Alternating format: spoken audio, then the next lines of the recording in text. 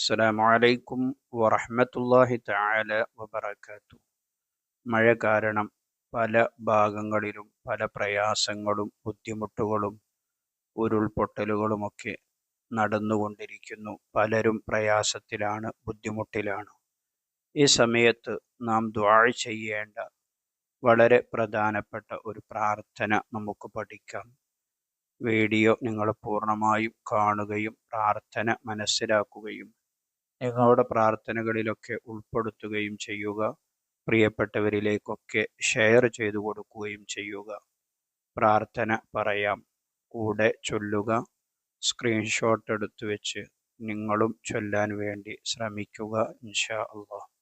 اللهم حوالينا ولا علينا، اللهم على الآكام والضراب وبطون الأودية ومنابت الشجر، اللهم حوالينا ولا علينا، اللهم على الآكام والضراب وبطون الأودية ومنابت الشجر، اللهم حوالينا ولا علينا، اللهم على الآكام والضراب وبطون الأودية ومنابت الشجر.